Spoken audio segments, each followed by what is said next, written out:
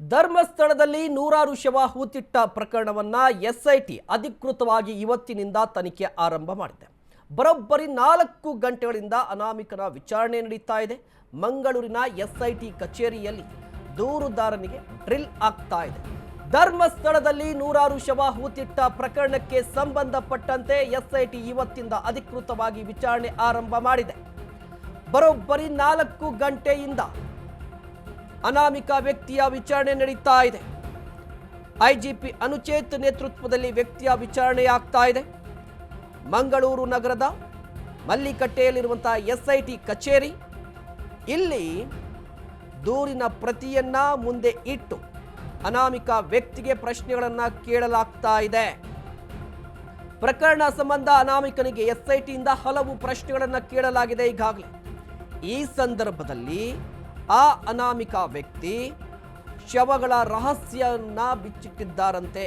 ಹಾಗಾದ್ರೆ ಯಾವೆಲ್ಲ ಪ್ರಶ್ನೆಗಳನ್ನ ಅಧಿಕಾರಿಗಳು ಕೇಳಿದ್ರು, ಆ ಅನಾಮಿಕ ವ್ಯಕ್ತಿ ಏನ್ ಬಾಯಿ ಬಿಟ್ಟಿದ್ದಾನೆ, ಸದ್ಯದ ಕುತೂಹಲ ಎಲ್ಲವೂ ಗೊತ್ತಾಗುತ್ತಾ ಅಂತ ಹೇಳಿದ್ರೆ ಗೌಪ್ಯತೆಯನ್ನ ಕಾಪಾಡಿಕೊಳ್ಳಬೇಕಾಗುತ್ತೆ ಈ ಪ್ರಕರಣದಲ್ಲಿ ಅಧಿಕಾರಿಗಳು.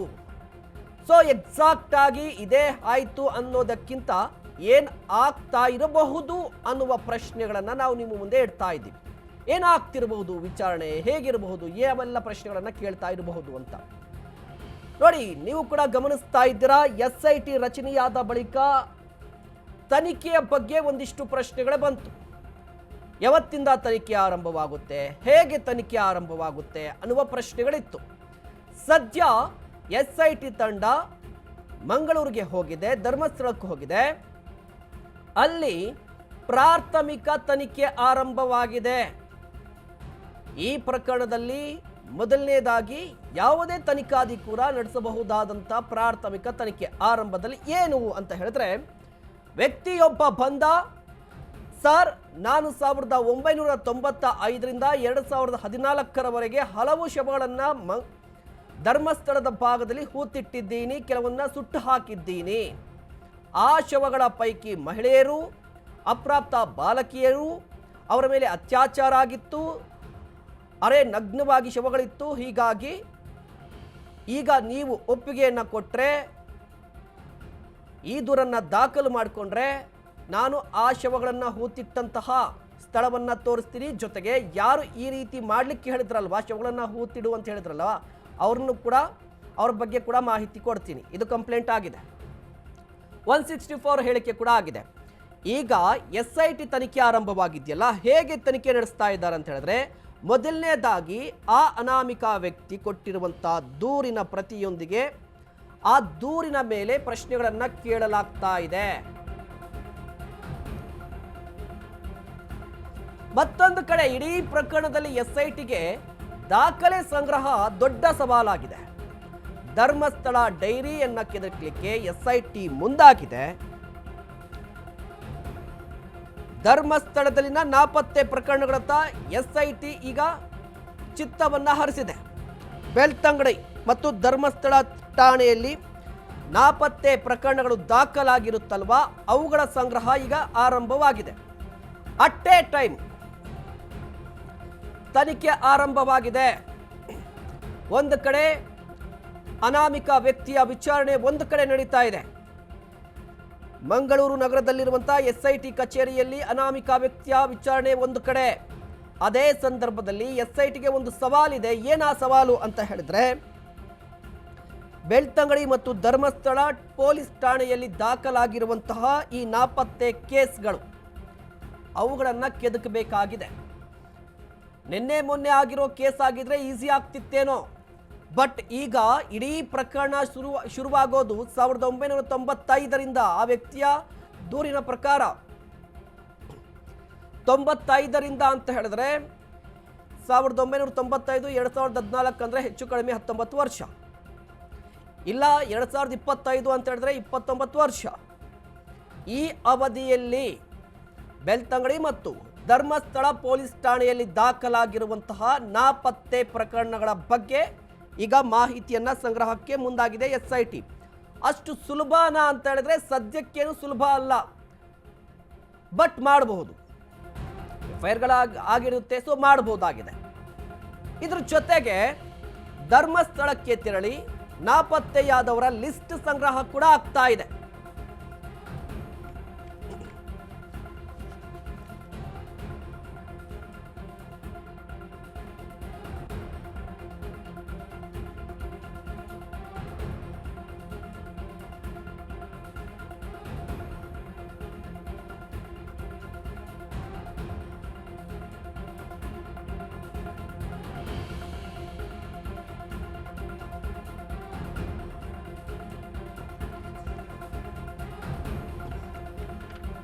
ಒಂದು ಕಡೆ ಮಂಗಳೂರಿನ SIT ಕಚೇರಿಯಲ್ಲಿ ಅನಾಮಿಕ ವ್ಯಕ್ತಿಯ ವಿಚಾರಣೆ, ಮತ್ತೊಂದು ಕಡೆ ಒಂದು ಸವಾಲಿದೆ. ಈಗ ದಾಖಲೆ ಸಂಗ್ರಹ ಸವಾಲಾಗಿದೆ. ಧರ್ಮಸ್ಥಳಕ್ಕೆ ಹೋಗಿ ಅಲ್ಲಿ ನಾಪತ್ತೆಯಾದವರ ಲಿಸ್ಟನ್ನು ಸಂಗ್ರಹ ಮಾಡಬೇಕಿದೆ. ಮುಖ್ಯವಾಗಿ ಯಾವ ಲಿಸ್ಟು, ಯಾವ ಕೇಸ್ಗಳು, ಏನು ಮಾನದಂಡ ಅಂತ ಹೇಳಿದ್ರೆ ಅಸಹಜ ಸಾವುಗಳ ದಾಖಲೆ, ಮರಣ ಪ್ರಮಾಣ ಪತ್ರ, ಹಳೆಯ ಎಲ್ಲ ರೀತಿಯ ದಾಖಲೆಯನ್ನು ಪಡಿತಾ ಇದೆ SIT. ನೋಡಿ, ಕೇಸ್ಗಳಾಗಿರುತ್ತೆ. ಪೊಲೀಸ್ ಸ್ಟೇಷನ್ ಅಂತ ಹೇಳಿದ್ರೆ ಕೇಸ್ಗಳಾಗಿರುತ್ತೆ, ನಾಪತ್ತೆ ಪ್ರಕರಣಗಳಾಗಿರುತ್ತೆ, ಜೊತೆಗೆ ಸೂಸೈಡ್ ಪ್ರಕರಣಗಳು ಕೂಡ ದಾಖಲಾಗಿರುತ್ತೆ. ಇದ್ರ ಜೊತೆಗೆ ಗುರುತು ಪತ್ತೆಯಾಗದ ಶವಗಳು ಕೂಡ ಪತ್ತೆ ಆಗಿಬಿಟ್ಟಿರುತ್ತೆ.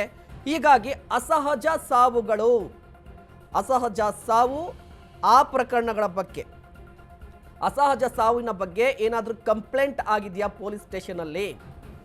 ಕಂಪ್ಲೇಂಟ್ ಆಗಿದ್ರೆ ಅದು ಯಾವ ಕೇಸು, ಯಾವ ವರ್ಷದಲ್ಲಾಗಿದೆ, ಹೆಣ್ಣೋ ಗಂಡೋ, ಹೀಗೆ ಒಂದು.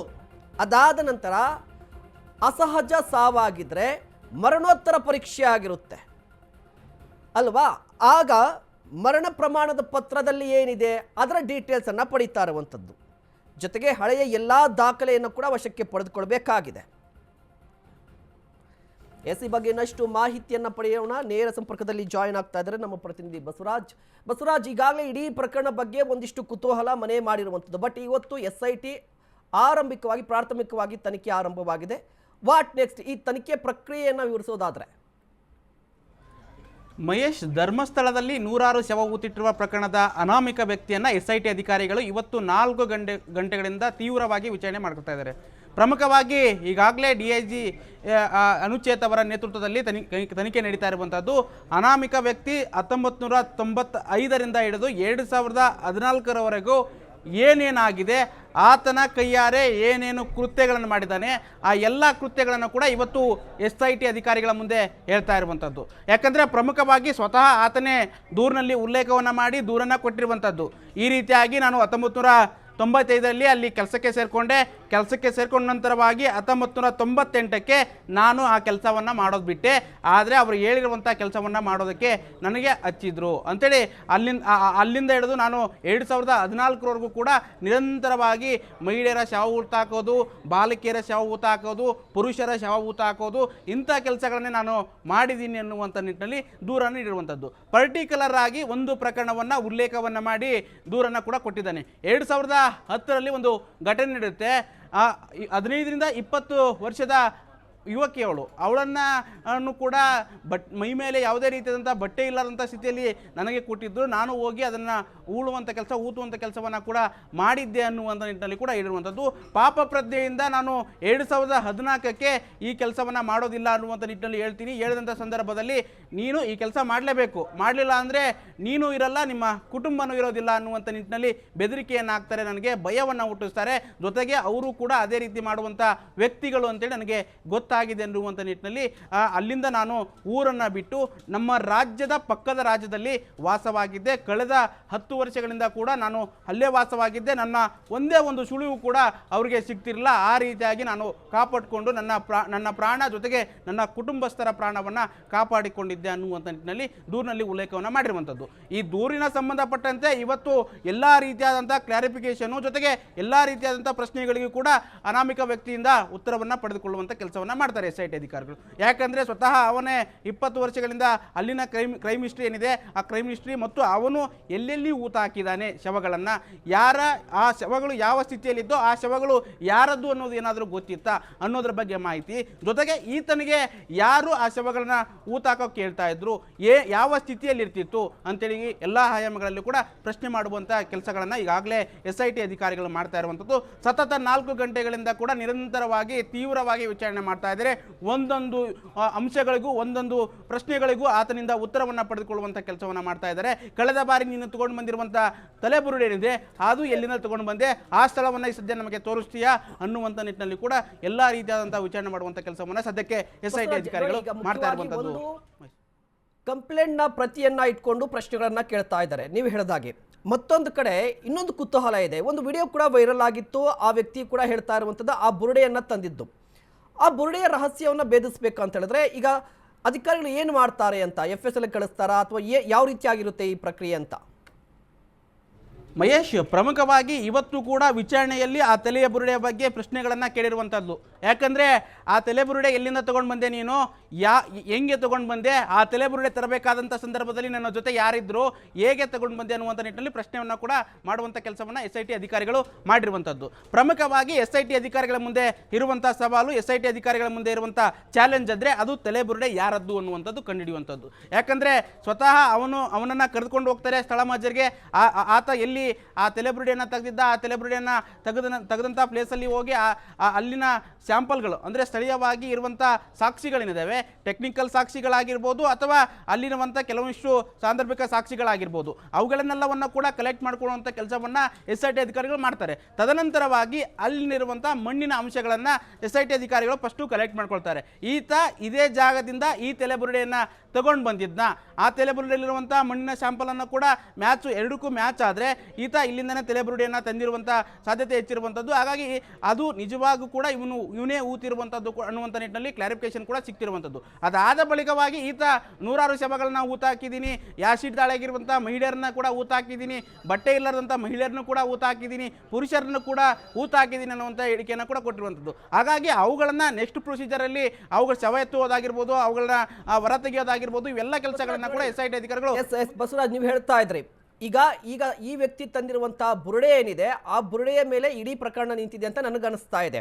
ಇಫ್ ಇನ್ ಕೇಸ್ ಏನಾದರೂ ಈ ವ್ಯಕ್ತಿ ಹೇಳುವ ಪ್ರಕಾರನೇ ಆ ಬುರುಡೆ ಇರುವಂತಹ ಸ್ಥಳ ಮತ್ತು ಅದು ಎಲ್ಲಿ ಹೂತಿಟ್ಟಿದ್ರು ಅನ್ನೋದು ಗೊತ್ತಾದರೆ ತನಿಖೆಗೆ ಹೆಲ್ಪ್ ಆಗುತ್ತೆ. ಇಫ್ ಇನ್ ಕೇಸ್ ಏನಾದರೂ ಇಡೀ ಪ್ರಕರಣ ಕೊಲ್ಯಾಪ್ಸ್ ಆಗುವ ಸಾಧ್ಯತೆಗಳು ಕೂಡ ಇದರಲ್ಲಿ ಇರುತ್ತೆ. ಯಾಕಂತೇಳಿ ಈ ಬುರುಡೆ ಬಗ್ಗೆ ಏನಾದರೂ ಅಥವಾ ಖಚಿತವಾದ ಮಾಹಿತಿಯನ್ನು ಕೊಡಲಿಲ್ಲ ಅಥವಾ ಈ ಬುರುಡೆ ಇತ್ತೀಚಿನ ದಿನಗಳಲ್ಲಿ ಹೂತ ಹಾಕಿರುವಂಥದ್ದು ಅಂತ ಹೇಳಿದ್ರಿ. ಅಂದರೆ ಇಡೀ ಈ ಬುರುಡೆ ಏನಾದರೂ ರಾಂಗ್ ಆದರೆ, ಅಂದರೆ ಈ ಪ್ರಕರಣ ಇದೆಯಲ್ವಾ, ಈ ವಿಡಿಯೋ ರಾಂಗ್ ಆಗಿದೆ, ಇದು ಫೇಕ್ ವಿಡಿಯೋ, ಆ ರೀತಿಯಾಗಿ ಆದರೆ ಕೇಸ್ ಏನಾಗುತ್ತೆ ಅಂತ ಹೇಳಿಬಿಟ್ಟು ಮಹೇಶ್, ನಾವು ಗಮನಿಸ್ಬೋದು ಇತ್ತೀಚೆಗೆ ಒಂದಿಷ್ಟು ವಿಡಿಯೋಗಳು ವೈರಲ್ ಆಗ್ತಾ ಇದೆ. ಆ ವಿಡಿಯೋದಲ್ಲಿ ಆ ಭೂಮಿಯಿಂದ ಆ ಮಣ್ಣಿನಿಂದ ಒಂದು ತಲೆಬುರುಡೆಯನ್ನು ತೆಗೆಯುವಂಥ ವಿಡಿಯೋ, ಆ ತಲೆಬುರುಡೆ ಅಂತ ವಿಡಿಯೋ ಇದೆಯಲ್ಲ, ಅಲ್ಲಿ ಸುತ್ತಮುತ್ತ ಆ ವಿಡಿಯೋದಲ್ಲಿ ಕಾಣಿಸ್ಕೊಂಡಿರುವಂಥ ಪ್ಲೇಸ್ಗಳು ಜೊತೆಗೆ ಆ ತಲೆಬುರುಡೆಗಿರುವಂಥ ಮಣ್ಣು ಜೊತೆಗೆ ಅಲ್ಲಿ ಈಗ ಹೋಗಿ ಮಹಜರ್ ಮಾಡುವಂಥ ಸಂದರ್ಭದಲ್ಲಿ ಸ್ಯಾಂಪಲ್ ಆಗಿ ಮಣ್ಣನ್ನು ತೆಗೆದುಕೊಳ್ತಾರೆ. ಎರಡಕ್ಕೂ ಮ್ಯಾಚ್ ಆದರೆ ಅದು ತಲೆಬುರುಡೆ ಅಂತ ಕನ್ಫರ್ಮ್ ಆಗುತ್ತೆ. ಆದರೆ ಅದಕ್ಕಿಂತ ಮುಂಚಿತವಾಗಿ FSL ರಿಪೋರ್ಟ್ಗೆ ಈ ತಲೆಬುರುಡೆನ ಈಗಾಗಲೇ ಪೊಲೀಸರು ರವಾನಿಸಿರುವಂಥದ್ದು. ಅಲ್ಲಿ ಈಗಾಗಲೇ FSL ರಿಪೋರ್ಟ್ಗೋಸ್ಕರವಾಗಿ ಪೊಲೀಸರು ಕಾಯ್ದಿರುವಂಥದ್ದು. ಅದು ಬರಬೇಕಾದ್ರೆ ಸರಿಸುಮಾರು ಒಂದು 15ರಿಂದ 20 ದಿವಸಗಳ ಕಾಲ ಕಳೆದೋಗುತ್ತೆ. ಹಾಗಾಗಿ ಪೊಲೀಸರು ಮತ್ತು SIT ತಂಡ ಏನಿದೆ, SIT ತಂಡ ಪ್ರಮುಖವಾಗಿ ಏನಾದರೂ ಪ್ರಭಾವವಿರುವುದಾಗಿ ಆರೋಪಿಗಳು ಪ್ರಭಾವವಿರುವುದಾಗಿ ಅವರು ಸಾಕ್ಷಿನಾಸ್ಯಗಳು ಮಾಡುವಂಥ ಸಾಧ್ಯತೆ ಇರುತ್ತೆ. ಯಾಕಂದರೆ ಧರ್ಮಸ್ಥಳ ಅನ್ನೋದು ಒಂದು ಚಿಕ್ಕ ಗ್ರಾಮ. ಆ ಗ್ರಾಮದಲ್ಲಿ ಆತ ಊತ ಹಾಕಿರೋದು, ಅಲ್ಲೇ ಸುತ್ತಮುತ್ತ ಊತ ಹಾಕಿರ್ತಾನೆ, ವಾಚ್ ಮಾಡಿ ಅದನ್ನು ಸರ್ಚ್ ಮಾಡುವಂಥ ಕೆಲಸವನ್ನು ಕೂಡ ಮಾಡ್ಬೋದು. ಹಾಗಾಗಿ ಪ್ರಪ್ರಥಮವಾಗಿ ತಲೆಬುರುಡೆಯ ಸಂಬಂಧಪಟ್ಟಂತೆ ಆ ಸಾಂದರ್ಭಿಕ ಸಾಕ್ಷಿಗಳನ್ನು ಕೂಡ ಕಲೆ ಹಾಕ್ತಾರೆ. ಜೊತೆಗೆ ಅದನ್ನು FSL ರಿಪೋರ್ಟ್ಗಾಗಿ FSL ರಿಪೋರ್ಟ್ಗೋಸ್ಕರ SIT ಅಧಿಕಾರಿಗಳು ಕಾಯುವಂಥದ್ದು ಸಾಧ್ಯತೆ ಹೆಚ್ಚಿರುವಂಥದ್ದು. ಆ ಜೊತೆಗೆ ಏನು 100 ಶವಗಳನ್ನ ಊತ ಹಾಕಿದ್ದೀನಿ ಅಂತ ಹೇಳ್ತಾರಲ್ಲ, ಆ 100 ಶವಗಳು ಎಲ್ಲೆಲ್ಲಿ ಊತ ಹಾಕಿದ್ದಾನೆ, ಯಾವ್ಯಾವ ಜಾಗದಲ್ಲಿ ಊತ ಹಾಕಿದ್ದಾನೆ ಅನ್ನೋದ್ರ ಬಗ್ಗೆ ಸ್ವತಃ ಏನು ಅನಾಮಿಕ ವ್ಯಕ್ತಿ ಇದಲ್ಲ, ಅನಾಮಿಕ ವ್ಯಕ್ತಿಯನ್ನು ಕರೆದುಕೊಂಡು ಹೋಗಿ ಆ ತಲೆಬುರುಡೆಗಳಾಗಿರ್ಬೋದು, ಆ ಅಸ್ಥಿ ಪಂಜರಗಳಾಗಿರ್ಬೋದು ಎಲ್ಲವನ್ನು ಕೂಡ ತೆಗೆಯುವಂಥ ಕೆಲಸವನ್ನು SIT ಅಧಿಕಾರಿಗಳು ಮೊದಲಿಗೆ ಮಾಡಲಿದ್ದಾರೆ. ಮಹೇಶ್, ಓಕೆ, ಧನ್ಯವಾದ ಬಸವರಾಜ್ ತಮ್ಮೆಲ್ಲ ಡೀಟೇಲ್ಸ್ಗಾಗಿ.